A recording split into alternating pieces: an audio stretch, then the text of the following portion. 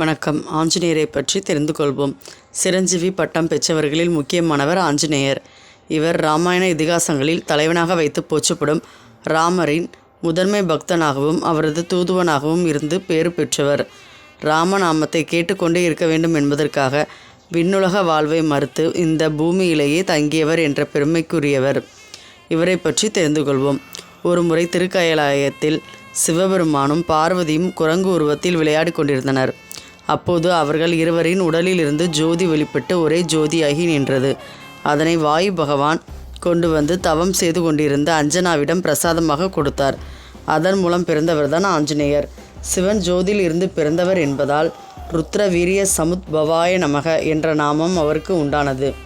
இப்படி ஆஞ்சநேயர் அவதரித்தது மார்கழி மாதம் மூல நட்சத்திரம் என்று புராணங்கள் தெரிவிக்கின்றன. சிவபெருமான் சக்தியிலிருந்து தோன்றியவர் என்பதால் ஆஞ்சநேயருக்கு அதீத சக்தி இருந்தது.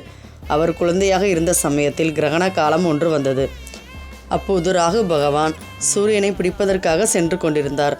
ராகு சூரியனை நெருங்க சூரியனின் செம்மை நிறம் கூடியது.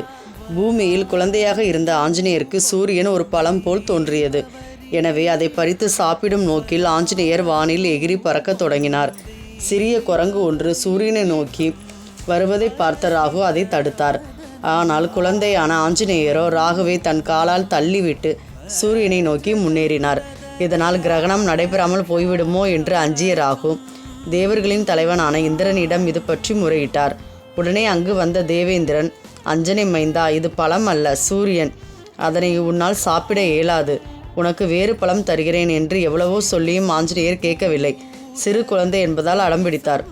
செய்வதறியாது திகைத்த தேவேந்திரன் ஒரு கட்டத்தில் கோபம் கொண்டு தன்னுடைய ஆயுதமான வஜ்ராயுதத்தால் ஆஞ்சநேயரின் தாடையில் தாக்கினார். இதனால் ஆஞ்சநேயர் பூமியில் போய் விழுந்தார். இந்திரன் தாக்கியதில் ஆஞ்சநேயரின் தாடை வீக்கம் கொண்டது. வடமொழியில் தாடைக்கு ஹனு என்று பெயர். எனவே அவர் ஹனுமன் என்று பெயர் பெற்றார். சிவபெருமானின் சக்தியை அஞ்சனா தேவியிடம் கொண்டு போய் சேர்த்தவர் வாயு பகவான். அதனால் அனுமனுக்கு வாயு புத்திரர் என்ற பெயரும் உண்டு. அனுமன் பிறப்பெடுக்க காரணமாக இருந்த வாயு பகவானுக்கு ஆஞ்சநேயர் தாக்கப்பட்டது வருத்தத்தை அளித்தது. எனவே அவர் தன்னுடைய காற்றை அடக்கி கொண்டு ஒரு குகைக்குள் போய் இருந்து கொண்டார். இதனால் பிரபஞ்சத்தில் எங்குமே காற்று இல்லாமல் அனைத்து ஜீவராசிகளும் துன்பத்தில் துடித்தன. இதனால் பதற்றம் அடைந்த தேவேந்திரன் உடனடியாக வாயுவிடம் சென்று, வாயுவே, ஏன் இப்படி செய்கிறீர்கள் என்று கேட்டார்.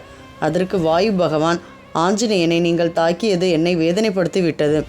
எனவே அவனுக்கு அதீத சக்தி கொடுத்து பாதுகாக்க வேண்டும் என்று வேண்டினார். இதையடுத்து இந்திரன், பிரம்மா, அக்கினி உள்பட அனைவரும் சேர்ந்து இனிமேல் எந்த அஸ்திரங்களாலும் அனுமனை ஒன்று செய்ய முடியாது என்ற வரத்தை அளித்தனர். எனவே ஆஞ்சநேயருக்கு அபராஜிதன் என்ற பெயரும் உண்டு. இதற்கு வெல்ல முடியாதவர் என்று பொருள். நன்றி. ஜெய் ஸ்ரீராம்.